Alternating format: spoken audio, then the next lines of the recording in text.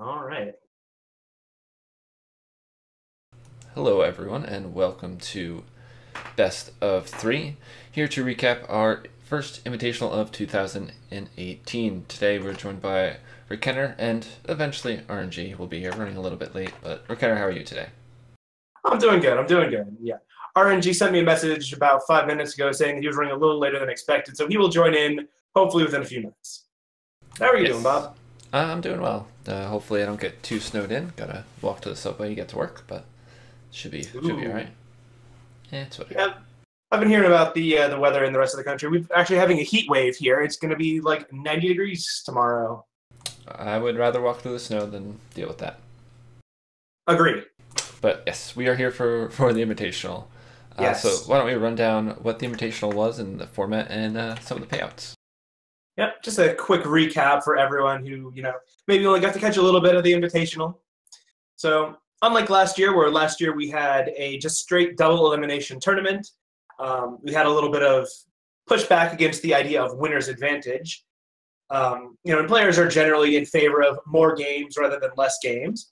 So this year we're running our invitationals with a 7-round Swiss for day one. The 7-round Swiss is a modified Swiss. It's not based on record then win rate. It's based on if you get 4 wins, you're into the next day. If you get 4 losses, you're out. And this cuts from 32 players down to 16 players.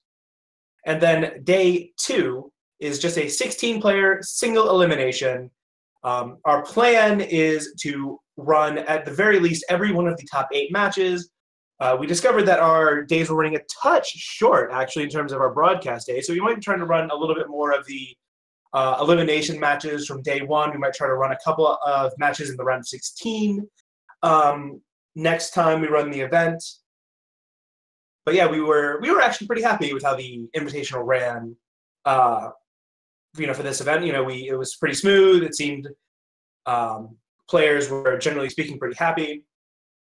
And of course, we had doubled our prize pool, as you can see.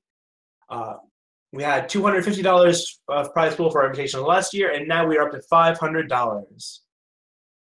And so first takes 200, which was Tony G. Second takes 100, which was Hey YU. And then third and fourth both take 50. Fifth through eighth take 25. Not too shabby, if I say so myself. Indeed. Pretty good And of course, weekend. there's also series points, but we will talk about how series points have fallen out a little bit later in the show. Yes. So let's look at what people played here. Yeah, that was a slide from the pre-show of day 1. And this is just the archetypes over the entirety of the event. All 32 players. Generally speaking, we saw Argenport mid-range as the most popular deck. And as it turned out, those players that brought Argenport mid-range were extremely well paid off, generally speaking. It had one of the highest conversion rates. And then, of course, in day 2, Argenport mid-range lost to nothing but Argenport mid-range. Yep. It was pretty good choice for the weekend. Mm-hmm. We saw the 3 Argenport mid-range decks that made it into day 2 make it literally as far as they could before eliminating each other. Yeah, they even ran through the removal pile decks. It's interesting to see how Archerport's evolved. Like we think about it months ago, it was just kind of like these set in stone units, but now it's almost more low to the ground with like Crown Watch Paladin. What's the 2/2 Warcry? Deadly? Rip Knife Assassin. Rip Knife Assassin. Like these more low to the ground units getting in there early and then topping it off with Tavrod. Not as much relying on Tavrod as I feel like it used to. It's right. really good. Yeah, especially the what we're calling, or at least what I've been calling, the bruised by God style of Argenport mid-range. The Crown Watch Paladin and the reduced focus on running your own removal. Yep. I believe is kind of what has made that matchup. We were actually talking about it, me, Kamado, Child Roland the other day. We used to say the matchup was kind of like 70-30 in favor of FJS removal pile. Now it's maybe closer to like 55-60. And in a best of 5, especially, any percentage points you can gain will make it so you're just to squeak out a win in the best of 5. Mm-hmm. And I see RNGee is here. Yes. Good afternoon, RNGee. Hello. Just trying to catch up on where we are. Yeah. We're not too far into the show. We're just talking about the archetypes that were, what we started the tournament with. Okay. Yep. We can take a look at their win rates and conversion rates here. Indeed. Yeah, so we see after we added all of the results from day 2, we see that Argentport Midrange was kind of one of the better decks showing in the Swiss, but obviously we don't count mirror matches, win or loss, for these statistics. So Argentport Midrange, putting 2 decks in the finals, gained some ground. We actually don't see a lot of the people brought having a positive win rate. When you look at this, you see 2 decks with positive win rates, and then it just kind of falling from there, down to Feln barely edging over 40%. And, it's because a lot of the decks that succeeded were kind of the rogue decks. Yeah, the good old Moment of Creation deck getting into our top 16. It's a very interesting deck. Fun deck, looks like, to bring into a tournament like this. I feel like people weren't expecting it, so it just kind of catches some people off guard and got them into day 2. Exactly. Second Blue himself, kind of the Grenadin master. He has brought a handful of types of, he's brought, standard Grenadin. He brought the play 8 crests or the 12 crests and splash for a strategized version that we saw, I believe, a few weeks ago in the ETS. Now he's experimenting with a Collis in the main board. So he's definitely been iterating a lot on that deck ever since. A lot of people kind of just, it was very popular right around the start of set 3. But then maybe around 2-3 weeks into set 3, the deck just kind of fell off the face of the planet. But Second Blue showed that, hey, they can make top 8 in the Invitational. Yep. Even with the printing of Hailstorm after it fell out of favor already. So I would like to cut in here to just say that the conversion rates that are on this, in terms of conversion, are for they're for top 16, correct? Yes. Correct. Yes, that is conversion from day 1 to day 2. So it's a little bit, not that meaningful. About half the decks of anything made it through, which is about what you'd expect when you cut the field in half. So there's no deep secrets in there. Praxis did have 2 decks that made top 16, and one of them made top 4. So the fact that they got that deep in the tournament and still had a 12 and 13 win rate is reminiscent of Elysian's showing, where it double top 2'd and still barely managed a 50% win rate. Chalice, one of the more successful decks at the tournament, but not one of the more successful decks. Both in terms of results. Right. Both of the Chalice players qualified quickly and then kind of didn't quite, or rather, one of the Chalice players qualified quickly, the other only barely didn't qualify, and then Danabor immediately fell out of day 2. Yeah. Unfortunately. So a lot more variance in day 2 compared to day 1, just in terms of matches played. So looking at the day 1 win rates, tell a little bit more of a story. But Argentport, put about halfway through, but it was in the top 8 that it really converted, which is interesting and can point to a number of different possible things. But to some extent, I believe it is just that we were kind of talking about in the pre-show of the idea of which iteration of Argentport Midrange was the better iteration between the set 2 style and the Crown Watch Trader Inquisitor's Blade style. And one tournament's worth of games, worth of sample sizes isn't conclusive, but just the fact that the set 2 style, neither of the players of that deck managed to make day 2, whereas 3 of the 4 made day 2 for the Bruised by God / set 3 style, and then they made it all the way to top 4. Yeah. So Blades are a good card. Yes. sometimes evolution is good, sometimes evolution is bad. Here, it appears to be the better way, although I'm not sure if moving forward that will end up being the better list. It still feels a little bit untuned, and there will be some changes made. That is true. And, we did definitely see some iteration between Bruised by God's original version and the version that Tony G was playing in the Invitational. It was only difference, well, it was only exactly a week difference, of course, between the two events. Whereas in, Tony qualified playing the, basically the exact deck that Bruised by God played in the last Open. But then, of course, in between the two, in between the weeks, he iterated, changed things up. So I would be certainly surprised if we didn't see much more iteration in the upcoming weeks on that deck. Yeah, he brought Finest Hour into the deck, making it way more aggressive. Yeah. So I think we're jumping ahead a little bit of our slides. So yeah, a little bit. We talk about who made day one. Well, who from day one made to day two here. So yeah, let's see the list here. So a bunch of big names in both. I think the big surprise was Unearthly not making the day two. I think everyone was quite surprised Bruised by God as well. A lot of people were choosing him as one of the favorites to take down the whole tournament. The big surprise for everybody, or at least for me personally, was he did tell me how to pronounce this. Muskox? Muskox. Yes. Yeah. Muskox. Okay. Who was playing the aforementioned FTP list, which ended up performing much better than I had expected it to do, even as early as the first feature match, defeating Second Blue, who nonetheless did manage to make top 8. And a lot of other good players on there. Obviously, half of them did need to go home.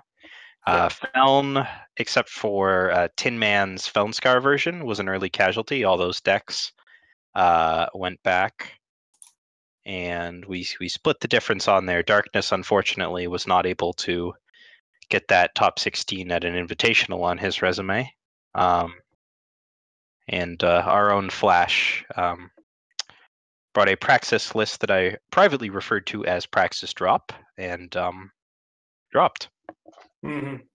So yeah, unfortunately, he did manage to make it to 3 and 4 before he did finally fall out of the tournament. So by no means a flare out. Exactly. Yep. And from there, we can move to our top 8, see how we all fared here. Indeed. It was a bit of a brutal beating by Argenport. Yeah, a bit. Yes. All things considered. Our two 4-0s, one of whom is not put on this list, where I believe Kamado and Farad's bro. Kamado breezing through, and then well, this is the top 8, not the top 16. Yeah. Yeah, and then getting bopped in top 16. Okay. Yep. So we. Yeah, exactly. Unfortunately, both Kamado and Farad's bro, 4-0 in those. And then kind of unfortunately we're victims of single elimination as a format. Yes. But someone's got to go home, sadly. And the proposed 32 round robin tournament format, not quite so popular. Yeah, a bit. So then why is he on the Swiss standings list? A slight mistake. Oops. Should have been Trumpets. With the card. Yes, Child Roland with... Oh yeah, that indeed should have been Trumpets. Unfortunately. Sorry, Trumpets. Trumpets lost to the Magic Moment deck. So it was Moment versus Icaria Blue.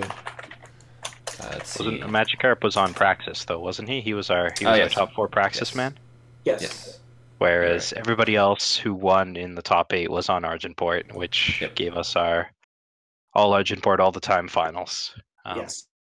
During which Tony G was fairly decisive in winning the mirror, but winning a coin flip 89 card mirror is never really says all that much. Usually pretty draw dependent. Yeah. The only hope was Magikarp making it to the finals, but unfortunately did not go through all the slays. So the other decks that made it were Xenon, FGS Armory, Grenadins, and Icaria Blue. So a good mix. But all of them did stall to the power of Argenport, which is interesting because you'd think that Armory and Icaria Blue, if not Grenadin and potentially Killers, would have pretty good matchups against Argenport. Yeah. But it. Spoilers. Going that way. I think some of it is we still are thinking of Argenport as old Argenport, not this more low to the ground, more aggressive Argenport, where it's still like a mid-range deck, but it's less of that mid-range, just standard mid-range deck, where it's more of an aggro mid-range now, and it's hitting you earlier, harder, putting the blade on your 2 and 3 drops, forcing you to deal with those, and then dropping Tavrod. And you've already killed those, and then Tavrod swings, gets flying, and it's just a mess. Yeah, a whole lot more aggressive, which is why some of the decks like Icaria Blue, which were a little bit more ponderous and relying more on harsh rule resets, had more trouble with this version than they previously did. It was playing cards that Icaria Blue doesn't like Crownwatch Paladin is a card that's come back, as the cheap Aegis threat.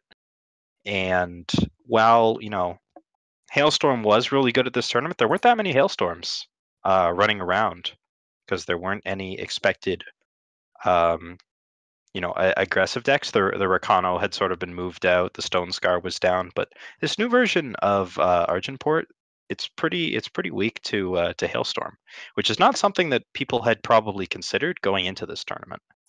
I don't know if I would say it's weak to Hailstorm in the vein of the way like Jito or Rally Aggro or even Stone Scar was weak to Lightning Storm. Effective against the unit choice. Yes, exactly. Although the deck has a lot of ways to get units out of Hailstorm range. A lot of its units are X3s, and every one of the weapons will get it out of Hailstorm range very quickly. Yeah, and the version's also running Finest Hour will help that too. Yeah.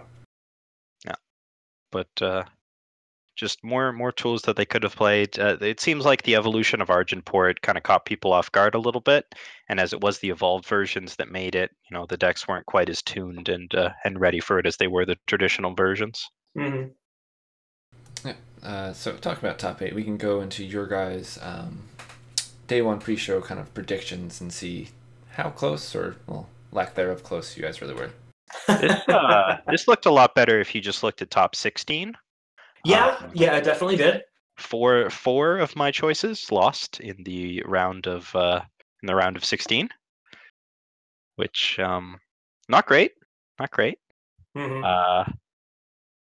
Rekenner faring a little better, going 2 and 8 instead of my 1 and 8. But 1 and 8, I believe, was my season 6 predictions. So we've got some good ground there. I'm not very good at these.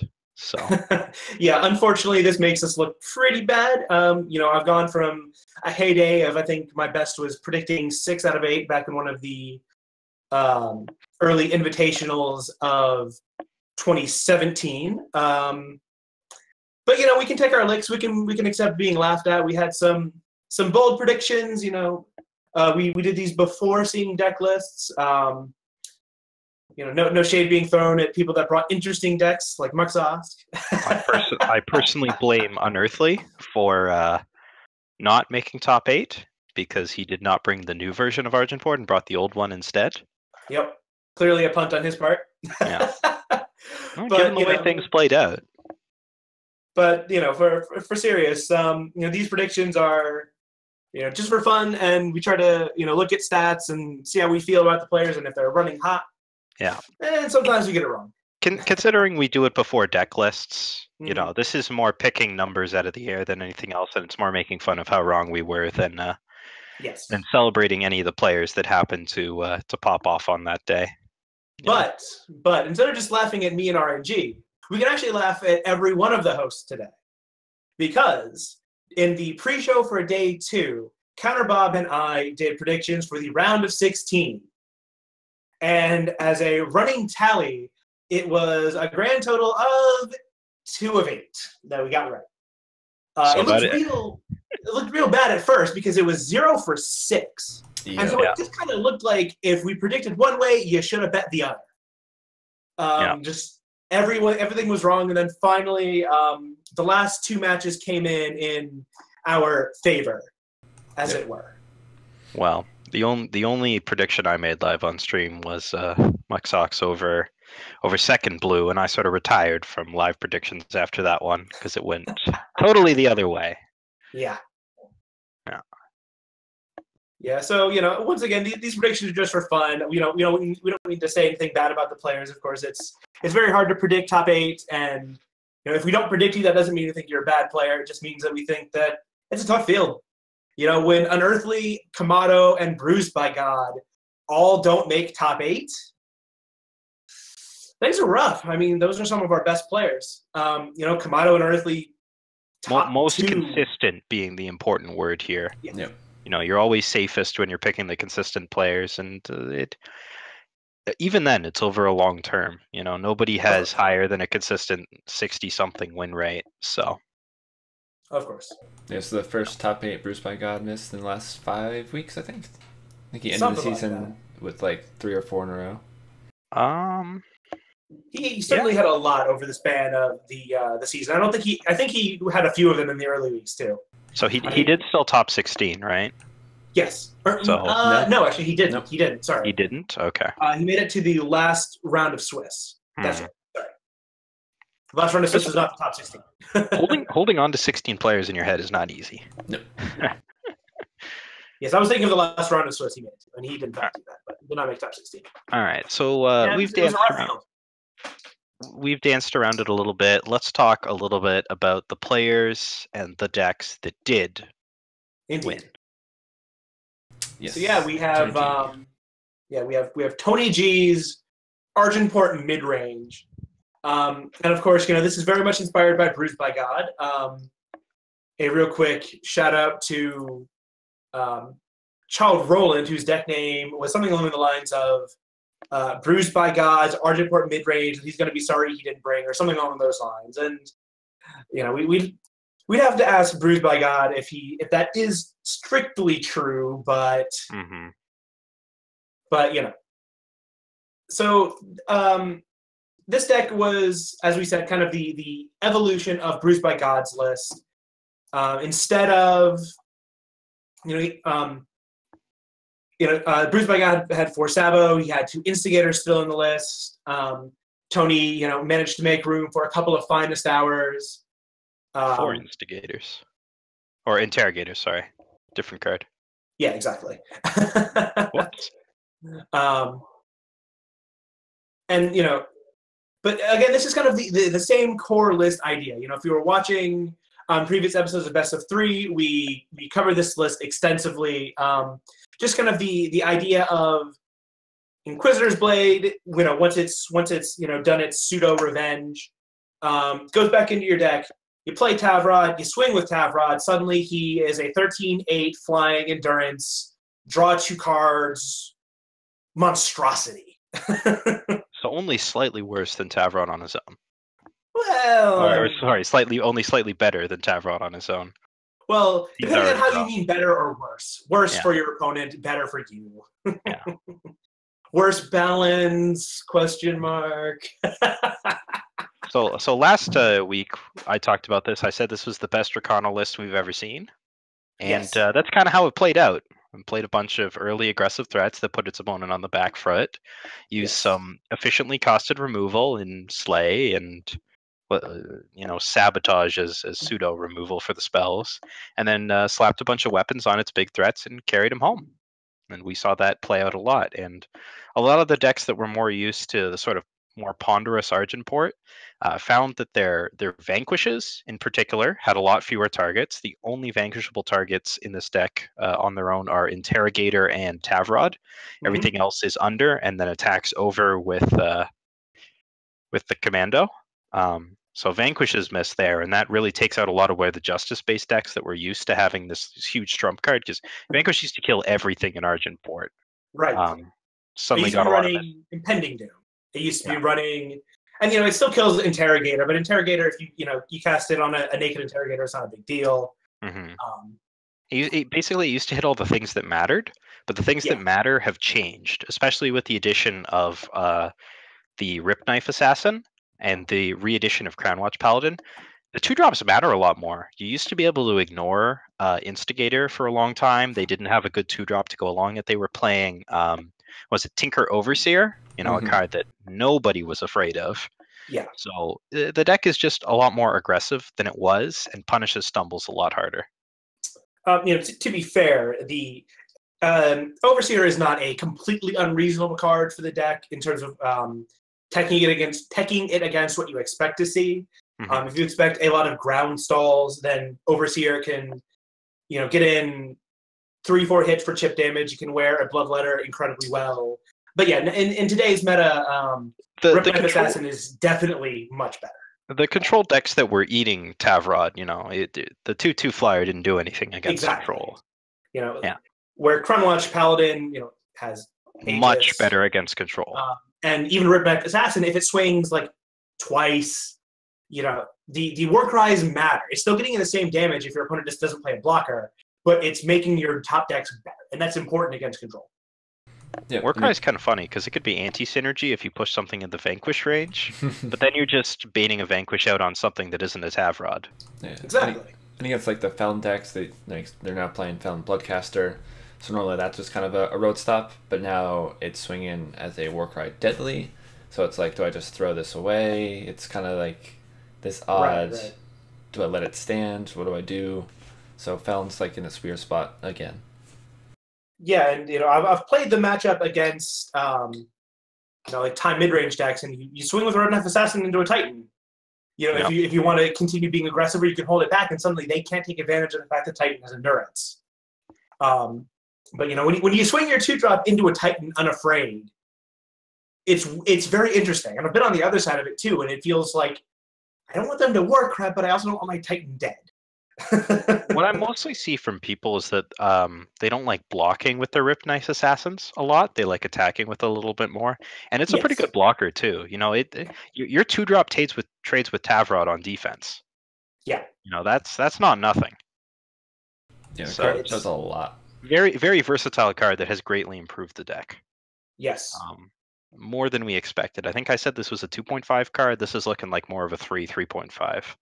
Yeah, it's definitely a card that I think a lot of people underrated, myself included, of course. I saw the card, I'm like, yeah, that's a little cute. Maybe it'll see a little bit of play, in like Stone Scar if they want to increase their 2-drop density, or, maybe they want to play it over Instigator because it's double shadow, maybe it's a replacement level threat. And no, it's looking like a serious contender. Yeah, Ripknife Assassin was the slept-on 2-drop from the set. Sorry, go ahead, Bob. I was saying, I think we've hit on all the points on this. Yeah. Move on to our next deck here. Which does not feature Ripknife Assassin. Unlucky. No, I actually have been messing with Xenon Killer's variants with Ripknife Assassin, trying to get it to work, just because the card's really good. Only tested a couple games, but yeah, we say the only 2-drop in the list is Blistersting Wasp, and Xenon you could play Warcry, but it doesn't have quite as good of Warcry targets. Weapons kind of have always been the better Warcry target than just straight up units. And Blistersting Wasp kind of defensively and in terms of wearing Killer is better than Ripknife Assassin. Being able to make it a 2/4 body versus a 3/3 body with a Xenon. Yeah, it won't always trade, whereas the Ripknife usually will. Also, very good into the commandos of the era. You want something in the air to block those kinds of threats, since Xenon otherwise is really leaning on Titan. And you can't lean on Titan nowadays. Titan just dies to everything. Yeah. Titan's kind of the old menace of how many Reddit posts will we see today complaining about Titan. Now no longer feels quite so bad. The one thing that strikes me about this list is the 4 sauropods. I've seen lists where it's like 1 to 2. I don't think I've seen a list in a while where it's 4 sauropods. Yeah, I feel like that was a... Sorry, go ahead, RNG. Yeah, it's 4 sauropods and 2 dark returns. So this is definitely a deck that's willing to grind, and it's got the 4 Xenon Obelisk as well, a card that you usually see alongside sauropod. So although it says mid range, this is a deck that has a strategy to go long against control. Yes, exactly. This deck's goal is, whenever you're a control player and you're looking at your hand full of 1/1 removal, or even if you have a harsh rule in your hand, you see your opponent's on some time deck, and they get an echo card draw, and you go, well, either that's fine the way, or I should just kind of top right about now. Concede. We're good. Not that it's fine the way in 2018. Well, yeah, sadly. Not in mid-range decks. No. Exactly. Secret that's pages. True. Secret pages, yes, but that card was too strong. That's true. Yeah. So this is definitely a Xenon mid-range list that is presented as more of a controlling one. We might even have called it Big Xenon in other circumstances if it was playing more 6-drops. Interesting that they're playing all the Twin Broods in the main and the Dawnwalkers in the sideboard, as Dawnwalker is another card that really is quite effective against control. Mm-hmm. But Dawnwalker is not a card that you want to be playing into any of the mid-range strategies that are good right now. Dying to Vera's favor and not coming back immediately is rough. It doesn't block anything profitably, and it just trades with 2-drops. So it kind of makes sense that they're more relegated to the board as a sideboard strategy. But this particular Xenon list looks like it's trying to be as flexible as possible and cover as many bases without necessarily, focusing too much on a core proactive strategy. Although I may have dropped. No, you're good. No, you're good. Yeah, there's even the room. I probably dropped. The 2 in Cold Blood. Oh, there he goes. Do I exist? Am I back? Yes. You're good. Okay, did I may have dropped in the middle of that. I certainly stopped hearing. No, you're okay on your end. Okay. We heard you the whole time. Yeah. Sorry about technical difficulty, folks. But yeah, so we were just bringing up the in Cold Blood. Yep, 2 in the main, 2 in the side. Everyone's in the middle on this card. There's people on it should be not a card. There's people that are it's fine.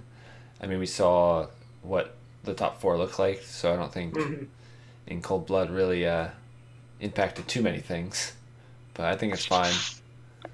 I don't mind it here over. I think they're usually playing like 2 Death Strikes or maybe just 1. Usually Xenon kind of tried to stray away from, or rather the mid-range versions kind of tried to stray away from playing any 4-cost removal, just because it can have a tendency to be very slow and clunky.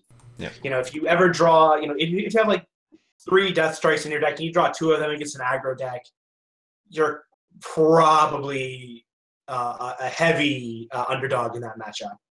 Just because basically their removal. Right. And of course, Xenon has access to Banish. Yep. Where Banish is, just the difference between 3 cost and 4 cost can make a world of difference. So you can make the counter argument that Xenon doesn't like its clunky 4-cost removal. Well, then why is it playing its clunky 4-cost removal? Must be a reason. But exactly. I imagine it's just, for value in the main deck. Since it's trying to be more of a catch everything, you do need an unconditional removal card, even if it is clunky. And in Cold Blood, it's just a little bit better than Death Strike because it catches justice. And if anybody happened to be playing Macdo, by God, that Macdo was going to stay dead. Yes. Unless someone Haunting Screamed it, as we found out the day before the tournament. Yes, there was a bug that may or may not still exist where Haunting Scream got past the Voidbound restriction. Of specifically in Cold Blood. Although I don't know if anybody has tested with a Spirit of Resistance and a whole lot of cost reduction. Something to do after the stream. All right. Go test our players of Reddit. But yeah, so sort of a more mid-range Xenon list, and this stopped at top 4. I think it lost to a Argenport list. Yes. Stopped at top 8 to Heiwayu, I think. Yes, who was on Argenport mid-range. Mm-hmm. So The Cold Bloods were not enough, although, you know, lacking the Mystic Ascendance in particular is, I think, a card that may have been Alarmadillo's downfall in this matchup. As well, he has, you know, a couple of cards that kill their units. He doesn't really have any way to get ahead on card advantage, and he may have just got card qualityed out by a weapon or two. I did not personally see that match. Yeah, we saw the week prior, Second Blue's version of Xenon, he was running Devour, even, just to have some more card draw. Yeah. Well, second blue plays a lot of Devours in his lists. Yeah. They generally find their way in there. Some form of card draw. He's very big on that. Mm-hmm. Yeah. But we have now covered Xenon, and we'll move on to Pringles, my favorite. And I say that because this is an armory list, of course, and a real one. None of this Tavrod, Icaria, no other cards thing. Like, we're talking the Smuggler's Stash, Recano Artisan, Sword of Icaria, wanted posters. Unfortunately, I still don't like that card. I mean, I think 3 is maybe a little excessive because it's still a card draw spell. It's still draw 2 for draw 2 cards for 2 power. Mm-hmm. Which is very powerful. It yes is slightly conditional in terms of when it can draw. But Armory, especially now that Stash is 6 cost and also very clunky, it just kind of needs some way to get a little bit of card advantage. In Stash's defense, it is a clunky draw 4. And people are willing to jump through a lot of hoops to draw 4 cards. But sometimes it's draw 2 weapons and 1 artisan. And, well, that's kind of draw 3, but... It's when it's draw, 2 that it's real bad. Because you used to be able to do things when it cost 5, and it now takes your whole turn all of the time. And it's just better to chain Icarias nowadays. It's not worth drawing Icaria again. You just want to play more. This version of Armory also weathers in Cold Blood a little bit better.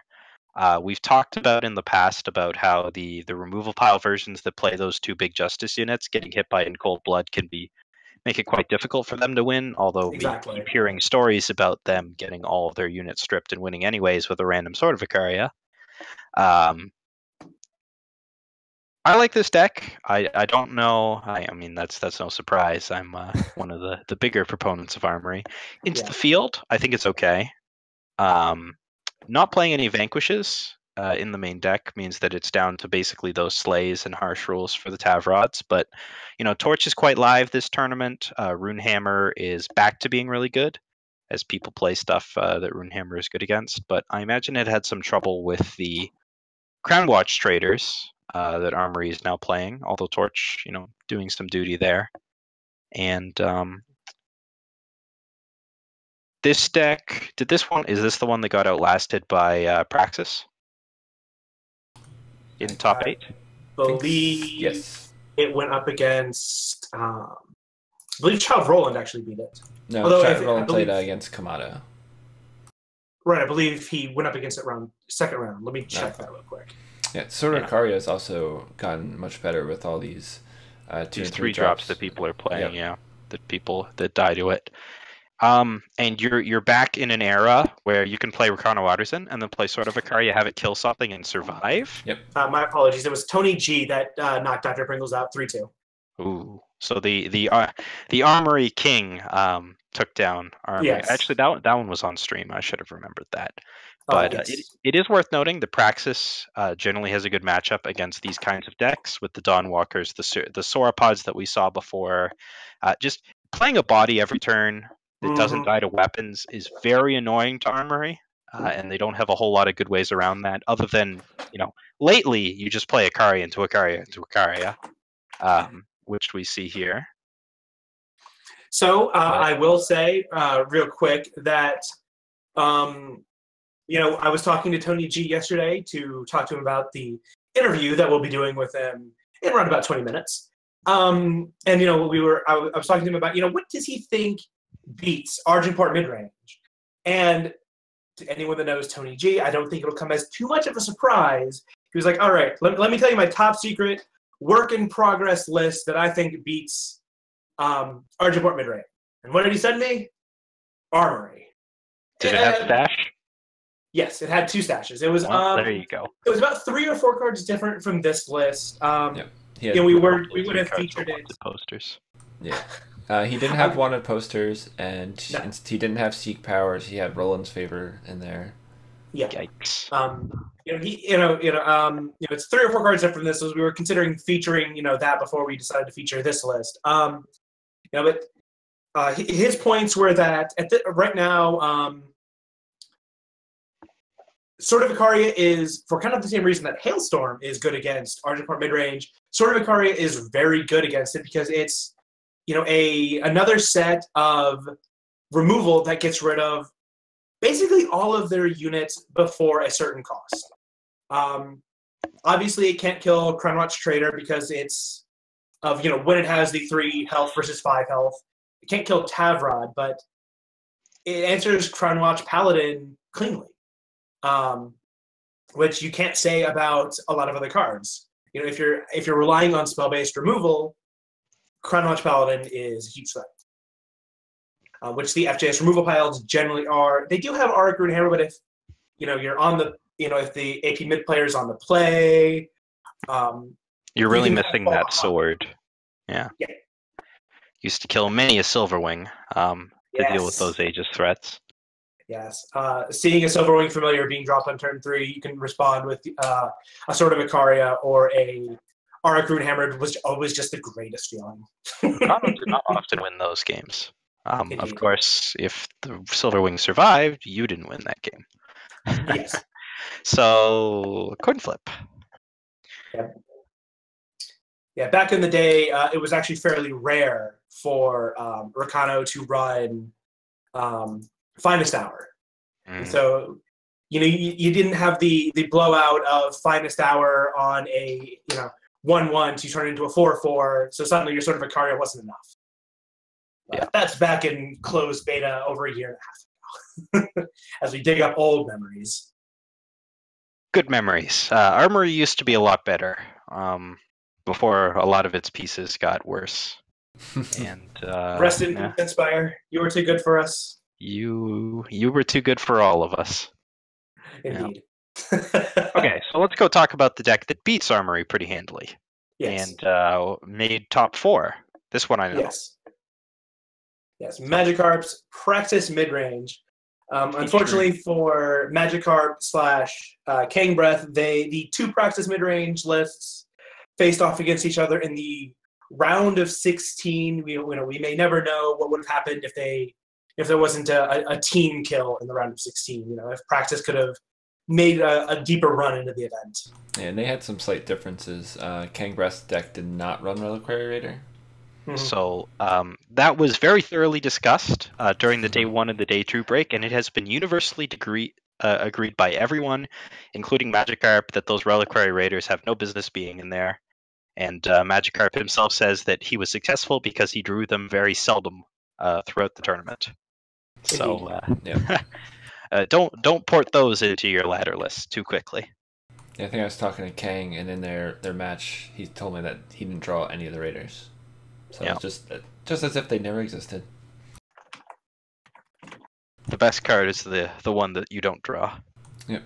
But a bit of a departure from the Praxis midrange list that we had been seeing a couple weeks ago. At least back when Praxis midrange was still in its second flourishing, so to speak. It was more of a Power Stone deck that sort of used Power Stone and Trailmaker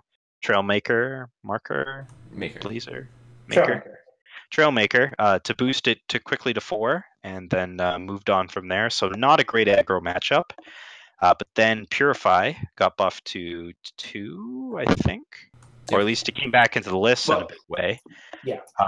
And both Torch and Purify started killing a lot more in the metagame, which allowed Praxis to have a real early game against some of these aggressive decks. The go wide decks that it really struggled against, sort of phased out. And Praxis was able to play a real mid game where it didn't have these, power boosting dead draws in the late game and need to rely on them to actually cast any of its spells. So you can just play, with the normal 8/6 drops of busted cards. Heart of the Vault, not super fair. World Bear Behemoth has a stat line not seen since that Sandstorm Titan or Tavrod. Bigger than Tavrod, actually. And with some Xenon Obelisk to back it up, well, Praxis just puts the biggest boys you can play. Mm-hmm. Yep. And that's the strat. Packing 2 Shatterglass Mages main, 2 on the side to battle all the weapons going around now too. So they have access to relevant units that also shrink down everyone else's boys. Mm-hmm. Yeah. Dawnwalkers in the main deck this time, very good against the removal pile decks that were probably expected at this tournament. I can bring in another boiler room analogy. Here, Flash brought up the talk about a rock, paper, scissors deck. Archetype mid-range, definitely the rock deck, the expected deck of the format. The removal pile deck, sort of the paper to counter the rock, and Praxis is the scissors to come in and play quite well against any of the removal pile decks that are out there, where, while still not having the worst Argenport mid-range matchup in the world, although it is not favored there. Mm-hmm. So real quick, where does Spock come into this, by the way? I believe that is FTP moment, in that nobody expected it, but if you ever drop it, it's going to take someone out. Indeed. We, in the match versus the Muxosk versus Second Blue match that we saw twice, I did kind of seem to come down to who, if Muxosk was playing his moment of creations at any reasonable time frame to, if he won that matchup. Yeah. But anyway, that's neither here nor there. A lot of hows, whys, and ifs. So let's take a look at our meta trends, as I just have my eye on the clock here. And our meta slide is the incredibly imaginative 5-tap. I'm a little disappointed you didn't get RNGee's comic in here, but we might have to put that in the show notes to show off to everyone. It was teased out with a select crowd and got sort of a muted response, but yes, the Tavrod memes are flowing once again, and the cow is back on top with 3 copies in the top 4. I don't think anybody's going to say that it wasn't Argenport's tournament. 50% conversion rate, not too bad. The new additions certainly made the deck stronger, and it has evolved. And it turns out that nerfing only Protect does not make the deck, the good cards in the deck, any worse, other than obviously Protect, which has been sort of swapped out for Sabotage in a 1-to-1. People talked about it, but just the fact that it can go more aggressive and doesn't need to land these huge threats and then just sit on them means that also the need for Protect in Argenport has been lessened. Yeah. And this tuning of the style to a more aggressive build with this huge 5-drop to back it up has changed the way that the game is played. Once again, Argenport is the meta definer, and will be into Cold Blood. So the question that everybody keeps asking is, these Argenport decks keep winning despite Cold Blood, and my answer to that is you can't play Cold Blood in any decks. Feln is pretty much across the board completely unplayable, or weak enough against the field that it's not where you want to be. And the only other deck that can legally cast that card is Xenon, because Stonescar not a deck right now. Exactly, and you can't play it aggressive decks. Aggressive decks don't want to be playing 4-cost removal. While Slingers was less of a straight aggro deck and more of a aggro mid-range deck. Slingers would much rather Madness of Tavrod than it would in Cold Blood one. Much more about the tempo and the damage. So there isn't a faction combination that you can play in Cold Blood in, and I don't think there will be unless Xenon gets a lot of other control tools, or Felm, gets a card that isn't Champion of Cunning that it can play. Mm-hmm. Because Tavrod has a lot of friends to play with that are pretty good, and those two archetypes are definitely working with a lot weaker source material. Yeah. So even though In Cold Blood is a hell of a hate card, there just isn't a good shell for that hate card. As weird as that is to say, which really prevents it from being a major factor. Mm-hmm. And people and the decks themselves, without taking in Cold Blood into account, do not have good Argenport matchups in the first place. So you're sort of relying on this sideboard Snowball Hate card, and it's just, if there was a shell, Argenport would be crushed by this, but because there isn't, it's sort of not making the waves that it's supposed to, I think. Right. Yeah. I'm and we've seen some amount of experimentation with running 3 faction decks. Like if you're interested in like JPS control, that can certainly run in Cold Blood. But again, you kind of run into the problem of how do you win the game? Because you can't run Champion of Cunning in a 3 faction deck sanely, at any rate. we see it a lot, but yes. Yeah. We saw it alongside Felon Stranger, and I think the meta has evolved a little bit past Felon Stranger being playable.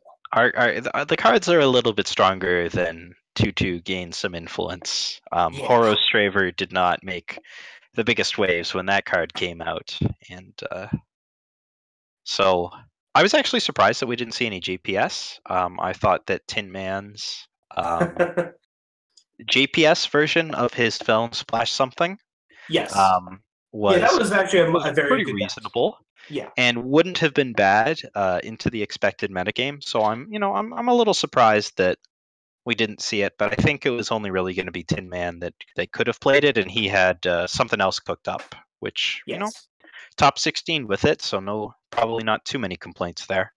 Indeed. So now the question is, how does the meta react? And I'll toss it over to you, Toof, for that one. Well, if Tony G is to be believed, take his Armory bias into account when he tells you that Armory is the best deck in the format. Maybe we'll see the return of Armory. Praxis itself is kind of subdued by the existence of Argenport. So if Praxis is held down and Armory beats Argenport, if Dawnwalker decks in general are being held down, then it's quite possible we do see the return of Armory. Armory is also very good if people try to take the route of, all right, I'll play, like unitless control, running, 1 billion removal and maybe like some Auric Root Hammers to answer Aegis threats type style. Because we have seen JPS with Root Hammers before. And so if the meta takes that tack, Armory very much could come back, despite all the nerfs, despite some fairly unfavorable metas for it. We could see its glorious return. So you can start a little bit by process of elimination to make some of the questions of what you can play easier by starting with what you can't play. Elysian is horrific into Argenport. I don't think that is the way to go. Permafrost doesn't hit the big threats now that they've added Traitor as another unpermafrostable one. Yeah. And just tossing all that stuff into Slay sucks. Praxis is fine, but not favored versus Argenport, so you can't go that direction. Cambrai is sort of not where anybody wants to be at the moment. It's still playing with its set 1 cards, and everybody else was good for a little while there, but no, at this point it's kind of lost some of its luster. It's still playing with just set 1. It didn't really get anything from set 2 or set 3, other than Behemoth. I was gonna say Arc Record Keeper if you're going for an aggressive attack, but yes, also Behemoth. I don't think you can play an aggressive deck because anything you can do with armor or with Cambrai aggro, I think Argenport does better at the moment. That is true. Better disruption, better removal spells, and there aren't enough actual harsh rule decks that you care about stand together right now. Right. Although that is a direction that we could see things go. Sure. So what we may need to see to really put a damper on this is to see Feln just give up on Champion entirely and grab some Stonescar cards and see the return of Felnscar. I don't know if that will work, but possibly. That might be the direction to go to bring Feln back into it. Yeah, that gives it all the tools, but just finding a way to win with that is always the hardest part. Yeah. Yeah, like even maybe just Stonescar Splash strategize. The second blue special, something to that effect. But it's tough, because before Grenadins was pretty favored. Now they've taken to the skies, and Grenadins can't beat anything with the words flying on it. So that doesn't work. Shimmer Pack, not a deck. Chalice, not good versus Argenport, which is interesting, but seems to be backed up by results. So our existing decks are in kind of a narrow band where they're not really where you want to be. And there's not a whole lot of obvious places that you do want to be. So we're going to need to do some innovating and come back. And it might be a 3-faction, it might be a 2-faction reimagining of an Archetypes role. I imagine there could be some kind of big Xenon deck that goes over the top that might be effective. Maybe making use of that in Cold Blood that we talked before. But we're definitely going to need to see some evolution out of our players. Your existing Archetypes will not handle this version of Argenport that well, unless you just retreat back to the FJS. But I think that is like I said, a retreat. I don't think that's us moving forward and actually solving the problem.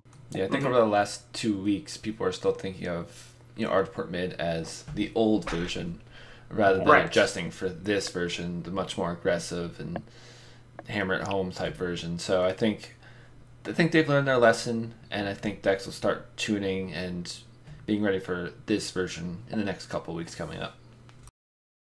And I will say, the decks that were good against the original version of Argenport, most of them are still, generally speaking, good. You might need to make a few tech changes, but again, it's FJS removal or Armory. Even though they lost to the deck in the top 8.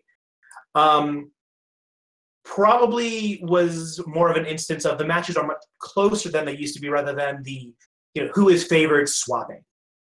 At the very least, that's kind of what the players themselves had said. Of course, a single tournament, not the greatest sample size. Especially since it is a small sample size tournament. 32 players, everybody trying to pick something that's going to be good against the field, rather than players bringing what they naturally think is going to be successful. So we'll really have to wait 2 weeks and see in the first week of season 2. If we're back in full green and purple, or if we're going to develop out from there. Yeah. So let's take a look where the players are sitting going into season 2. Talk a little bit about the big winners this weekend. Obviously, Tony G. With that invitational win, pops himself up from 1 point up to 13, right into that top 4 there. Second Blue with the top 8 takes another 6 points to put himself firmly in the lead. Child Roland has earned as many points this season as he has in the rest of his career. So doubling up on himself, and it's not bad. 14 points is quite good. 28 overall is strong too. Danabor continues to rise. Alarmadillo, we heard a lot about him in the first couple weeks of the season. Faded back, but with the top 8 here, has bounced himself back a bit. Feradsbro and Manu all managed top 8s, having themselves up. Bruised by God already had 10 points. Didn't end up picking up any here, but he's still in the conversation, and both Kang Breath and HeyYu bouncing up off of their big finishes. HeyYu getting, I believe, all of his points from the Invitational. I think he was our second place finisher, right? Yeah. Yep. So all 10 points for him off of this one. Kang Breath had a win and picked up another 6 from top 8. So. Yeah, and as a quick reminder, in terms of what does 10 points mean? What does 14 points mean in terms of is that competitive? Are these players going to need twice as many points over to make it into Worlds? While the amount of series points we give out has changed a little bit. Well, yes, a lot, but I don't think we're giving out too many more series points this year compared to last year, just because while we're giving out more points per season, we only have 4 seasons this year. So yes, I think that it still ends up being something like double, just because there's so many more sources. So the easiest way that I always look at this is 4 points is equal to a weekly win. So every player has a certain amount of weekly wins in percentage. You know, second blue is approaching 5 weekly wins worth of points. So a whole lot on there. And this worked really well when Unearthly was in the conversation, since he did have all those points from weekly wins. But SP is awarded to everybody who top 8s a weekly, gets a perfect record in a weekly. You know, top 16 for the Invitational, and also we added it based on season performance. So season performance buffed up a lot of players. Second blue got a boost. Counterbob Darkness. So everybody who does really well in a season does this. And the reason that you want to get these points is because you want to go to Worlds. Last year, Worlds was a $3,000 prize pool for 16 players, and the top 10 players in SP will be going here. And oh, look, we've got our top 10 players here. So if we cut it off here, these would be the 10 players who would be going. Although Tony G, as the Invitational champion, has secured himself a spot, regardless of how he does here. In the past, it's been about 50-50 on whether players disappear after that, but we'll be sure to ask him that question in his interview, which is coming up right now, I believe. Yep, we'll cut to a short break, and we'll come back with the interview with Tony G. Indeed.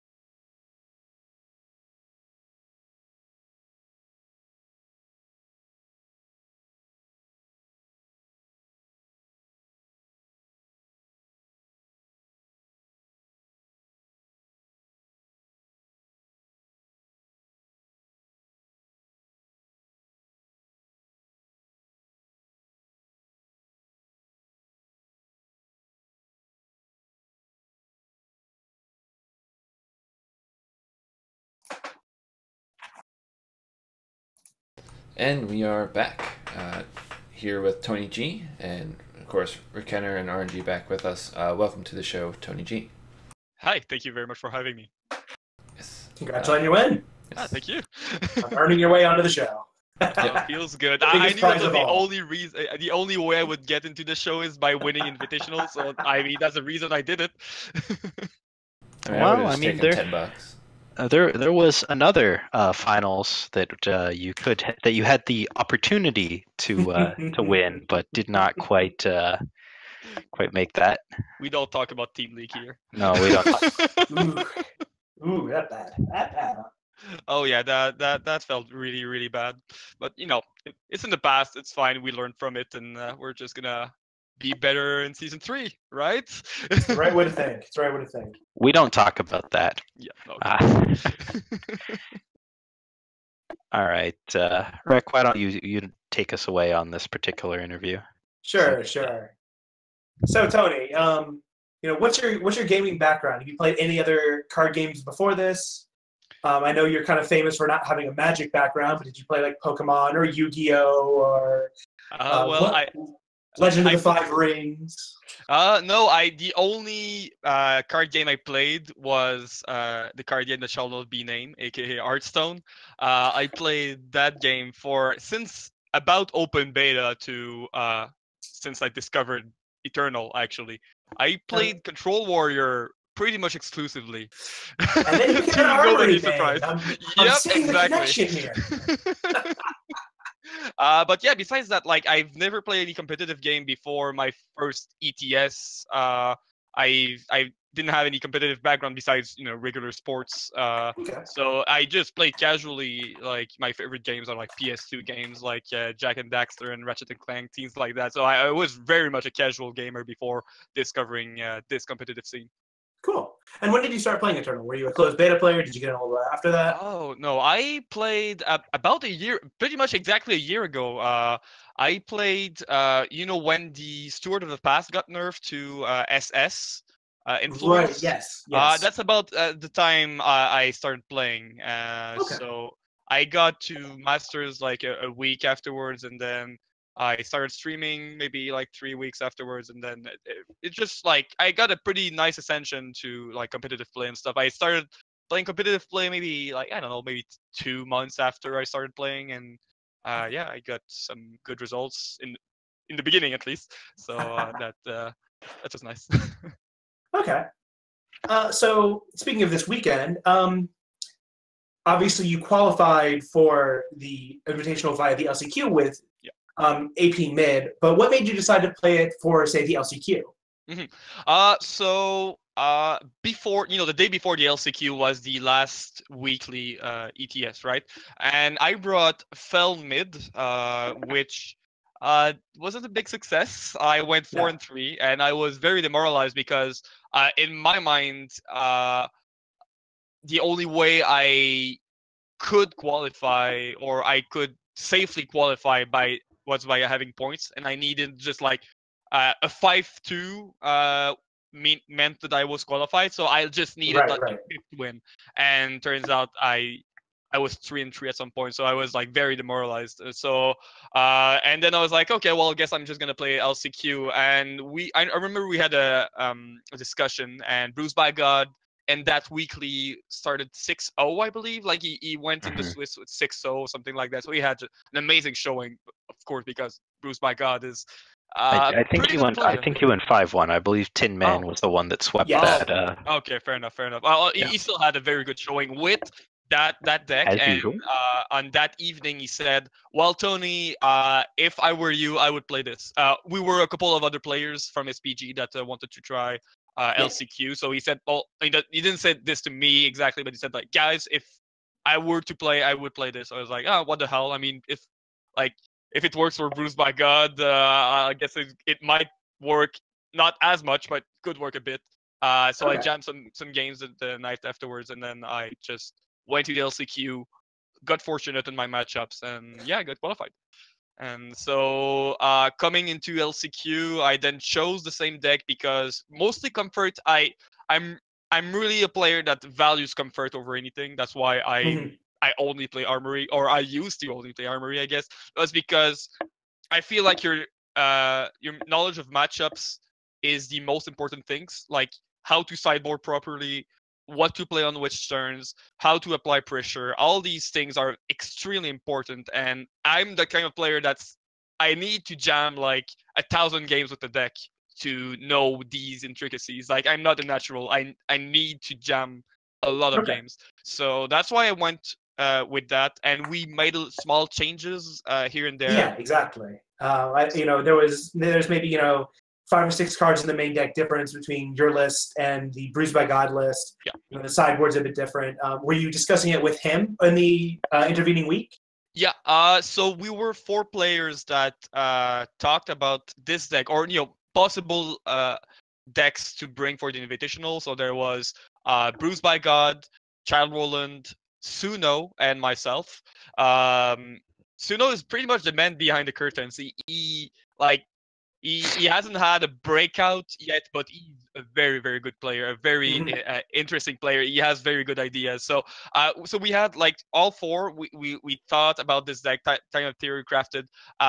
Bruce by God said, like, guys, I would play 2 Finest Hour in main because that's very good in the mirror. It's also very good against things like Removal Pile, for example, or Killer. It was also a reaction to Xenon Killers because let's say they have a Dawnwalker and you Finest Hour, then you basically blew him out. So Finest Hour was also a big addition. And then in testing, I remember, I think it was 2 days before or the day before we had to submit the deck, Charlotte and I were testing the mirror very thoroughly. And we asked ourselves, so what's a better mirror breaker? Is it Runehammer or is it, the other Inquisitor's Blade? Because, the argument is that Inquisitor's Blade adds some more evasion, right? And in these race type scenarios, having flying is very important. On the other side, Runehammer is a 2-for-1, right? And it's always going to be good. And turns out that Runehammer was so good, in fact, in the mirror, that we decided to remove 1 blade and 1 sabo to add 2 Runehammers especially for the mirror, but it's also very good against, once again, Removal Pile, which we expected a bit. Not so good against time mid-range, but the deck as a whole is already good against time mid-range. So we felt like we didn't remove that many percentage points from time mid-range, and we added a whole lot to the mirror, which turns out paid off a big time. Yeah. So you expected Child Roland to be on Argenport when you came into the event? Oh, for sure. I mean, very easy to predict teammates decks. Huh? Easier to predict teammates decks, I imagine. Yes, of course. It's kind of the question is kind of more, did you discuss things for a few days and then kind of went into your own secret testing, or was it kind of open up until the? Okay. No secret. Child Roland was on the fence about what to bring. Yeah, I know. Since it's over, I can talk about it. I don't think Child Roland will be mad or anything, but he was thinking of bringing Praxis. Or he was on the fence between Praxis and Argenport. And then having talked about it with Suno and Bruised by God, we came to the conclusion. I was set on Argenport pretty much from the beginning, but he took a bit convincing, I guess. And we just jammed some game together and we agreed on some sideboards for some matchups. We even during tournaments, we were like, let's say you're against this kind of archetype. What do you sideboard? Oh, okay, I did this. Oh, you did that. Okay, so from going to day 2, maybe we should do this. Things like that, But yeah, we just had 89 cards. Similar deck, right? And the Finest Hour, 1 Finest Hour versus 1 Annihilate was the so my thought process on that was that I felt like there was no matchup where I wanted 4 Finest Hours, but there were some matchups, especially time mid-range, where I wanted 4 Annihilates. Turns out that the only time I brought 4 Annihilates was versus a time mid-range that I got O2'd by, which is Alarmadillo. In the Swiss. So, maybe, I guess Roland was right. I don't know. But, it didn't make much of a difference. I don't know if Roland brought 4 Finest Hours in any matchups. But, that's basically it. We were very open about our decisions because I don't feel like that's a good strategy to keep secrets from your own teammates when you're trying to like practice. We still have the same goals, right? And a handful of people into a field of 32, right? So Yeah. Yeah. So It's so your team was a great support network for this. Yeah, it's a team effort, like completely. Like, I'm known for a deck that's basically dead, or maybe not. We'll see about that a bit later. But like, I just got carried by Bruce by God, and like to some extent by Suno and Chalron as well. We've heard that story a lot out of SPG. We don't talk about Team League. I thought was the agreement. Oh boy. All right, so go ahead. I'm going to dive off script here. I've got 2 questions for you. You tell us that you are a man who must play a deck inside and out to understand it. Needs a really long history in order to be very effective. So tell me, in the final weekly of the season, fell mid range? Yeah. Okay. Well, Tony was jamming a lot of film control early in set 3. Yeah. Fan control is my second most played deck. I don't have stats, but I'm pretty sure that's the case. And because it's like Felon Control without Vera is basically Felon Mid was my assumption of that, because it's like I added Dark Returns and I wanted to try the Raka as well, and that's pretty much the same deck. Of course, like remove Death Strikes for Cold Bloods and remove Storms for the other Storm, and that's about it, right? That's basically like the deck, which. Yep. We renamed it Fel Mid because even in the later stages of Felon Control with Vera, it was still kind of a mid-range deck with a high, it still ramps up higher than most mid-range deck, but it was still with a lot of in time. Essence, It's a Champion of Cunning deck, and that's a mid-range card, yes. But yeah, I have to admit that my last 2 weeklies. I was drunk and I listened to Kamado, and I played Chalice, which was horrible. That was funny. Yeah. And then I went with my own guts and I played Fel Mid. So, the takeaway from all of this, I should never trust my own instincts. I should trust my teammates' instincts, and that's about it. It was even funnier when Kamado played Chalice too, after conning you. Yep. He dropped after 2 or 3 rounds, I think. Yeah, that wasn't good. Okay. And so my other question is actually another SPG question. It's very interesting to hear that Child Roland was considering Praxis as his other deck, as he is such a notorious player. And I think it's a good question about why that was necessarily the place. Or sorry, a notorious aggro player, because we only really saw 1 or 2 real aggro decks at the tournament. Yeah, that's true. I mean, so is the question, why was Roland thinking about playing Praxis, or do you think that that's because aggro's not in a good spot right now in best of 3 play? Oh yeah, for sure. I mean, already, besides that whole Burn Queen is a tier 0 deck for like 6 months in a row or something.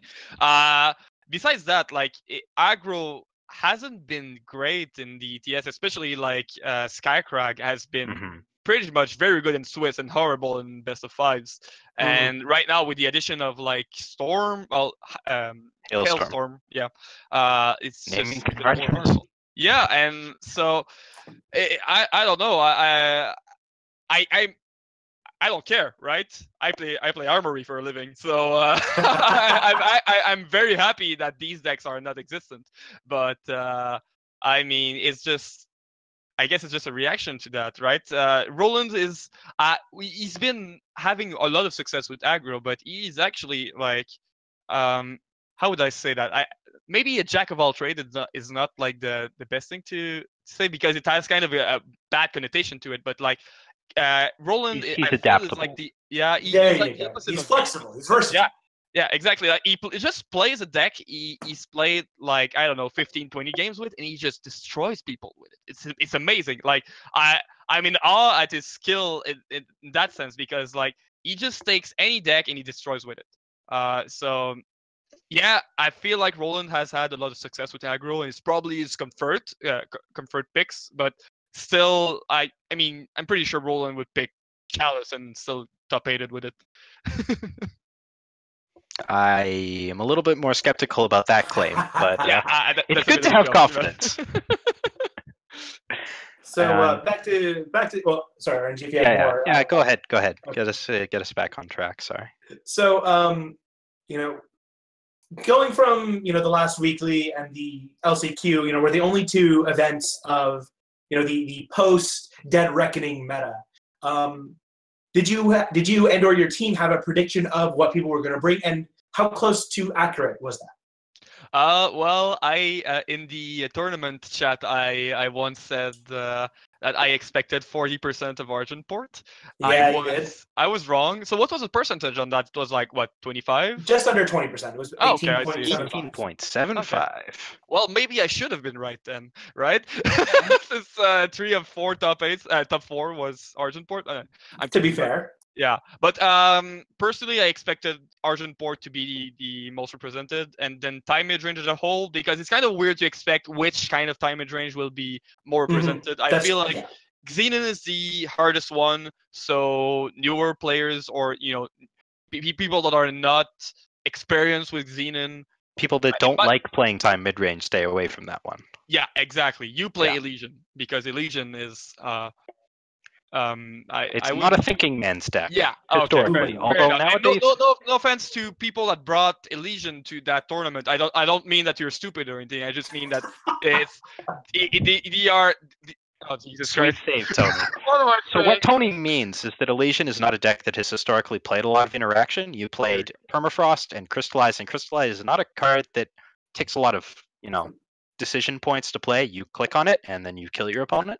There you go. So you permafrost the key units. Now with Equivocate, it's a deck that can play with a lot more interaction, but it's still one of the less interactive mid-range decks.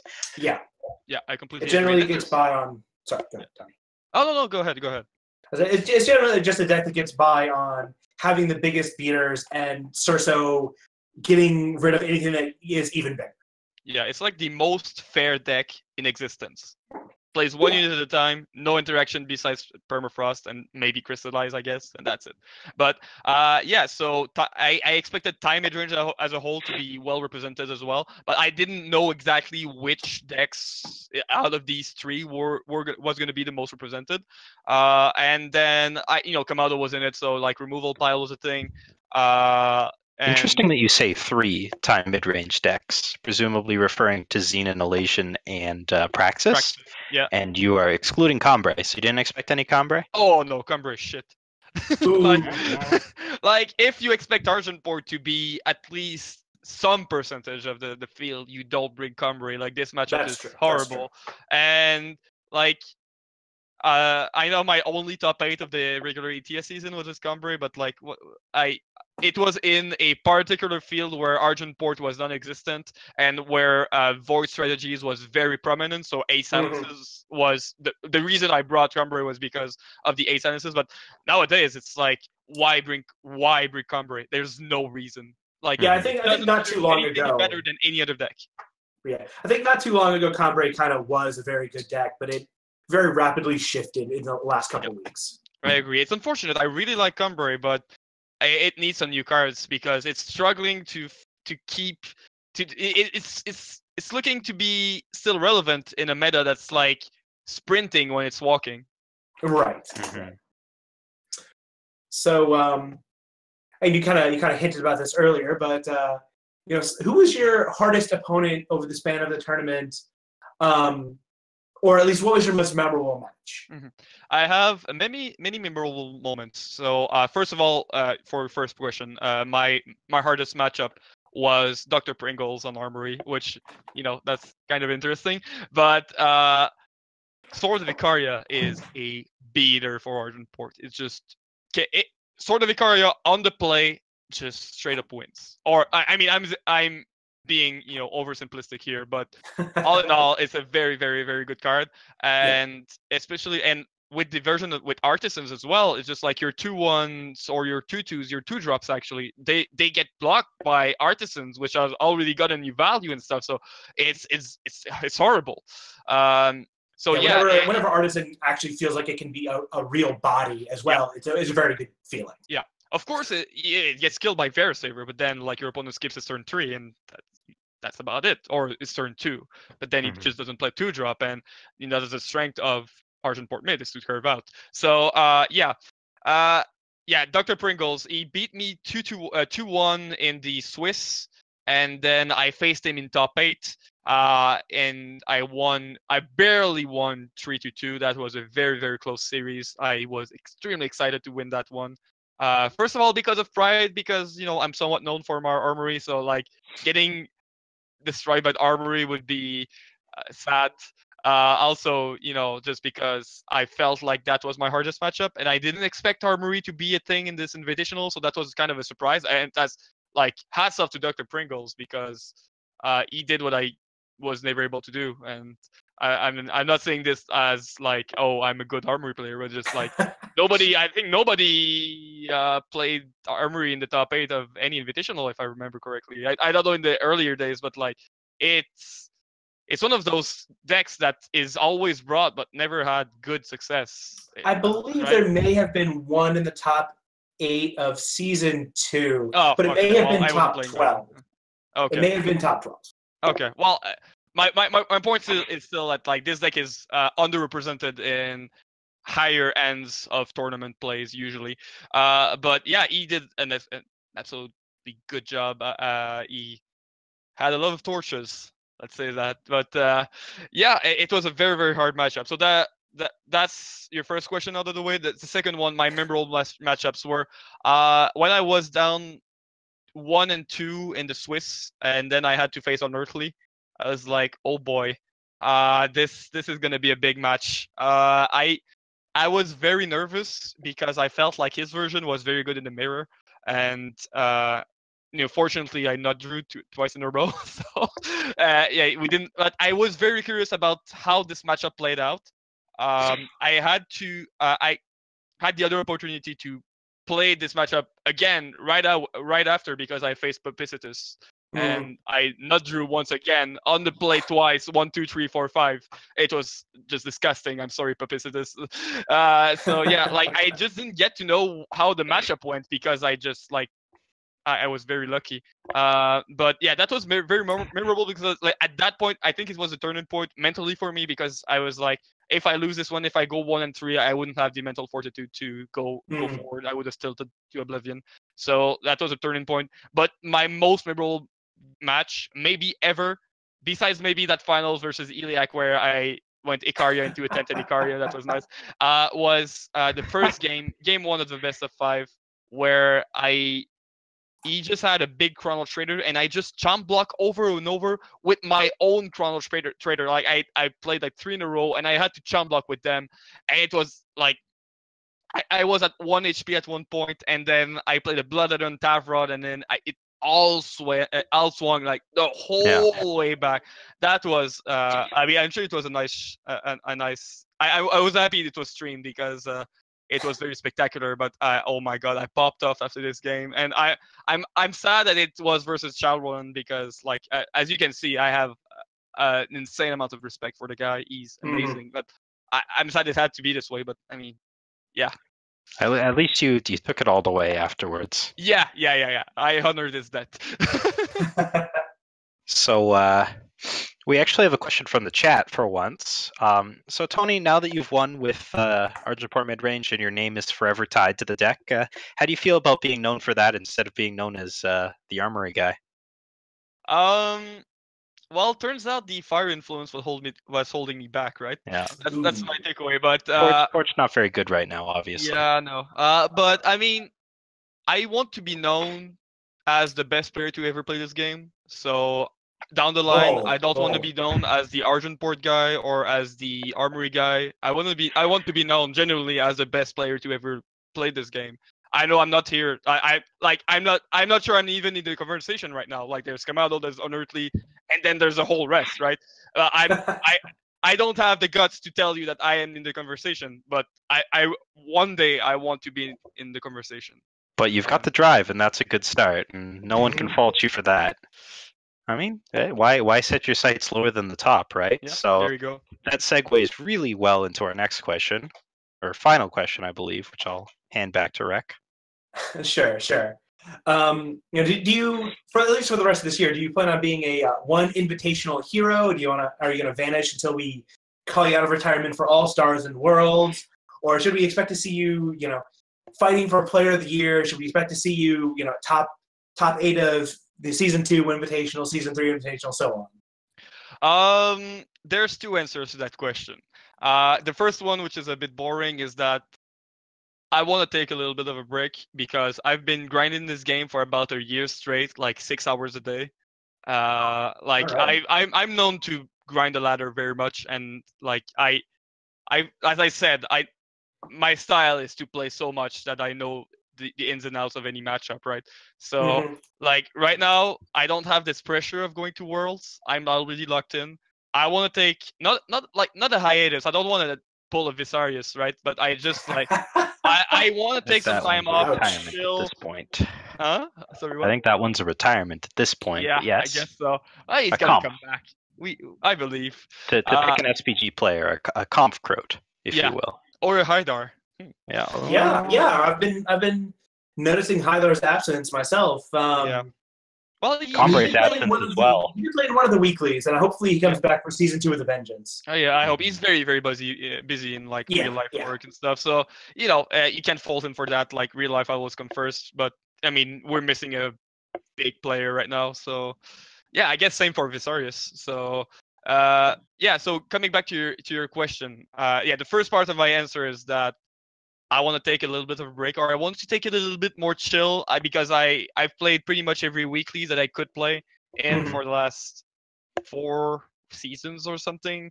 So like I'd like to have a Saturday off from time to time.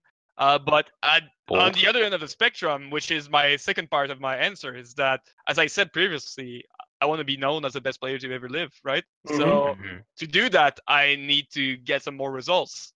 And to do that, I need to play more, right?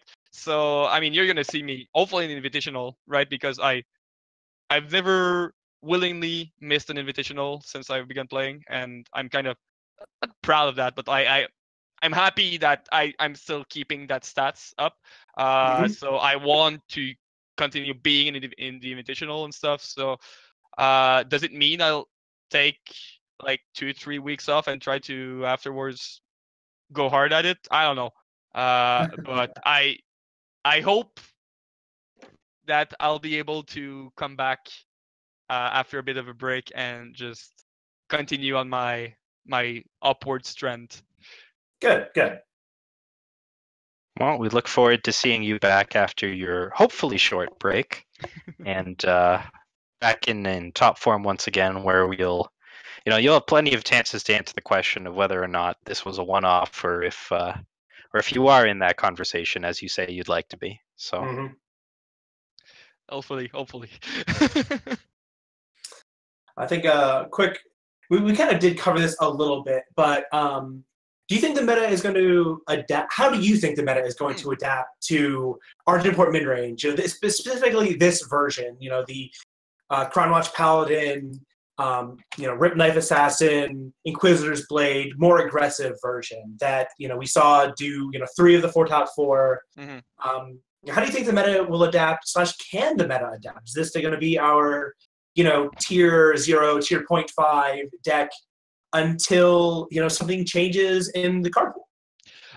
Yeah. So I feel like, and I mean no disrespect by saying that, but I feel like some players misread how Argent Port plays out right now, because I know, and I'm gonna say one of the people that I had a short conversation with, Tin Man, which I faced in the top 16.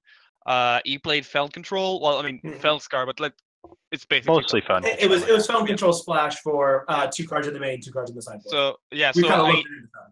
I won 3-1, and then he said something in the chat, something like, I didn't realize that I was very prepared for like Tavrod and Crownwatch Trader, but I wasn't prepared for the 2 drops. And this is the 2 drops are where it's at right now. Like the reason Argent Port is so consistent right now is because of those two drops. We have 8 war cries, which means that Auric Interrogator is back in. We have maybe some rune hammers. Maybe we're gonna see more rune hammers now, because rune hammer is pretty much a mirror breaker in my opinion. So yeah, like I feel like Argent Port was very good, and I feel like it's based off of some people misunderstanding on on why Argent Port is good. It's not good because of Tavrod. Tavrod is the icing on the cake. So people, before doing another freaking Reddit post about Tavrod being OP, Tavrod is a very, very good card, but it's not the reason it won this weekend. Okay? It's because of the 2-drops. Okay. But yeah. But besides that, I know Kamado. I won't go into details because I mean he's not even on my team, so I don't even know if he wants me to disclose that. But Kamado is working on some iteration of removal pile that has some early interactions that can remove, these 2-drops more effectively. So honestly, I'd be surprised if Argent Port wins the next weekly, just because people are gonna have 2 weeks to prepare, and everybody's gonna have this deck on their radar. Like, people had like, oh yeah, Argent Port is gonna be good, but now they're gonna be like, I have to beat Argent Port, right? And that's gonna be, I'm pretty sure that okay, I'm gonna make a bold prediction. I think that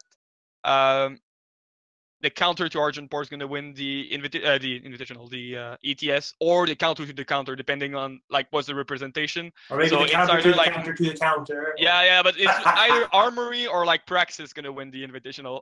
Jesus Christ, the ETS. ETS week 1. Yeah, something like that. But yeah, I feel like people are just going to try to bring in some earlier interactions. Star's going to be back in. Like Fire decks are going to be back in. I mean, I might be preaching for my own church right now, but I feel like Armory is a pretty good deck. It has Sorvekaria, which is a hoser in this matchup. It should, in my opinion, it should do very well in the next weekly. But I mean, my predictions have been pretty much wrong on every level for the last year. So I would listen to Bruised by God's words, maybe not mine.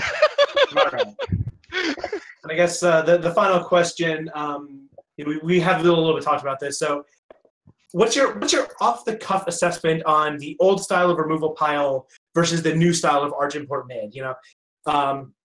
Originally people would have said maybe it was like a 70-30 matchup, FJS favored. Mm-hmm. Now we kind of talked about it. Maybe it's like a 55-60.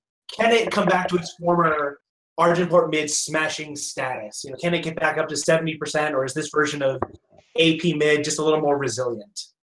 This matchup is so hard for a removal pile now. Like, we've seen Childwalden 3-0'd Kamado, and as I said multiple times during this interview, like, Roland's an amazing player, but Kamado is also an amazing player, right? Yes. But 3-0 is like, Jesus. And Kamado admitted that it wasn't like him having bad draws or Roland having like extremely good draws. It was just like, and in testing, it was pretty much that, like, not 3-0 worthy, but still like a very good matchup just because of the 2-drop. So do you think it's now favored to AP mid?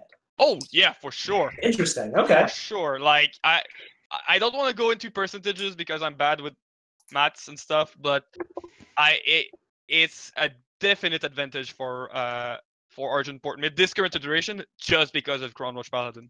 This card destroys so many matchups. It destroys every control matchups there is right now. Everyone. So you need to have earlier interactions, and it's not spells, right? Because it has Aegis, so it's weapons, right? Levitate returns. Yeah, I guess so. I don't think so. No. But no. Like, what options do you have as removal pile, right? I don't want to delve into it super deep, but you don't have a lot of early game removal that are weapons that you could bring to kill 2/1s, right? Because, and I'm not talking about Talon of Nostrix because that card is shit, but like, you have, I guess, other options. I'm preaching for Sorvekaria here. My basket. Could be, and it should be very good in that kind of deck, right? Because if you play Karya on 5 rather, or if you play Throne Warden as a 3-drop, or like, you have so many pretty expensive cards that are very important, and I'd see that at least in the sideboard, right? I would be down for that. I'm not sure, right? It's like, if you bring that card, it makes your other matchups way worse. Mm-hmm. Yeah. So if you expect Argent Port mid to be a 40% showing, then maybe. The problem is that it doesn't kill any of the 3-drops. I think if we got a 3-1 reppin for 2, it would be nuts and solve a lot of these problems. But that might be a little bit too strong against some of possibly. what Agro's trying to do. We have a 2-1-4-2, which is also a 1-1-4-2, and then a 2-1-4-3, and then a 3-1-4-4. We have that weapon, right? That card Yes. exists. Charchain Flail. Yeah. Yes. That used to be a It 3-1 used to for be 3. 3-1 Yep. for 3, and it was card a used to little be better really back good. then. Yeah. Power I'm just Surge was a saying. mistake. I'm just saying. Maybe. Was it though? Was Power Surge a mistake? Well, every card except for one that was printed with it was a problem and received direct nerfs before they removed the ability. Yeah. So I'm going to go with the bold claim of yes. And then Copper Conduit died for his brethren's sins. Copper Conduit, Rest in yeah. peace. Ironically, Force Field was the card from that set that got removed first. Yes. I don't even know what that card is. It was a close beta card. It's Reverse Yeah. Flame Blast. Exactly. It gained health instead of killing and was fast speed and could boost units. And basically Life Force was a mechanic and they removed it. Cool. Yeah. All right. Well, And on that extremely lame Chad note, has any more questions or Counterbob, you have anything to say about this interview? That is all of our questions. Can I just chime in a little bit? Of course. Guys in the chat and everybody that's gonna listen, please play in the ETS. Support the tournament scene. In like, if you want to see the scene grow, it's up to us, right? And we've seen time and time again that the developers are busy doing something else. They want to grow the game in another way than competitive. This is my opinion. I like, this is not your guys. I'm not like putting you into this basket, but I have a platform message here, not and sponsored by I RNGeternal. wanna like have this conversation. But like, we have as players, we have to elevate the ETS, and we have to like stand together, right? And if you guys want to support, you can donate money, you can donate time, you can play. There's so many things you can do. You can shitpost on Reddit, whatever you can do. But I think that's going to happen regardless of this. But yeah. But like, we need a healthy scene. We have a healthy scene, but we could have a healthier scene, and that's on us. And we have to do the heavy lifting here. So if anybody was on the fence about doing it, I won my first ETS that I tried. I'm not saying that you will, but you will never win an ETS, or you will never win an Invitational if you don't try. So please, next ETS, just try it out. It's a whole lot of fun. People that are organizing it are awesome. Just play. All right, Tony. Well, I mean, I don't think we could ask for a more rousing endorsement for the ETS than that. Thank you very much. RNGee with his best lights out ace shill invitation. Yep. I mean, I've told you RNGee a couple of times, but it's like, you guys are the only reason I play this game, because I live for competitive, and you're the competitive scene, right? So like, I'm here because you're here. Didn't you describe yourself as a casual gamer in the intro? Yeah, but then I grew liking to being competitive. Okay. Indeed. But yeah, thank you for your kind words, Tony, and your insight. It's been great to hear you chat about it. And since you're in so deep with SPG, we get to hear a bunch of their opinions too. So it's been really cool having you on here, and we're really glad to have you on the show. Well, same to you. Thank you very much for having me. And well, let's hope I'm going to be back on the show because I won another tournament, right? Indeed. That's the way to do it. Yep. Get you right back. Okay, so we will be saying goodbye to Tony for now, and transitioning into our closeout, where we ran the interview pretty long, but we were having a good time. Chat was engaged, so no complaints here. But thank you, Tony. And so first, let's talk about what's not happening. As it has been the end of the first season, the ETS is on a hiatus for a week. So there's no ETS tournaments this weekend. the best of 3 will also be taking a break on the Tuesday, as I personally, and I know a lot of the other casters here, will not be available. So don't expect best of 3 next week. We'll get back to you this week as to what our plans are going into Season 2. But a lot of other organizations have started opening up other tournaments for you guys to play. This weekend in particular, they're mostly fun tournaments, but Friday, Saturday, Sunday got you covered. First, the Great Parliament is starting out with their Casual Fridays. I think this is their second one. They did one last week, if I'm not mistaken. Yeah. Yeah, so their second Casual Friday, and they are...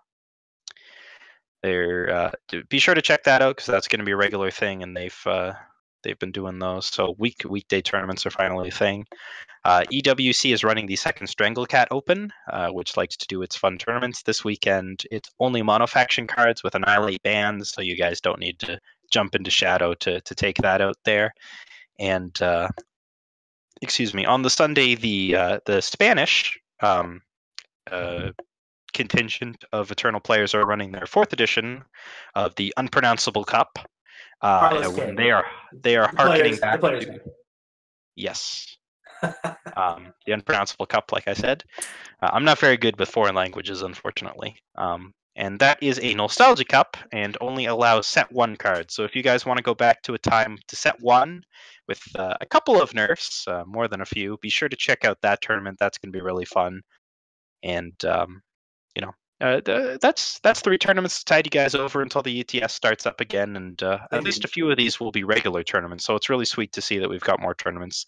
Like Tony said, support the scene, but don't just support us. We're very much in favor of growing Eternal as a group. So if you guys have to, not everybody has time on Saturdays to sit down for 6 hours. So if you want to go out to the Casual Fridays for a couple hours, or the Sunday tournaments are more your speed, or you're just looking for something a little more fun, like the Stranglecat Opens, be sure to take a look out for those, or to keep your eyes out for those as well, as they do need support in order to grow and sustain themselves as well.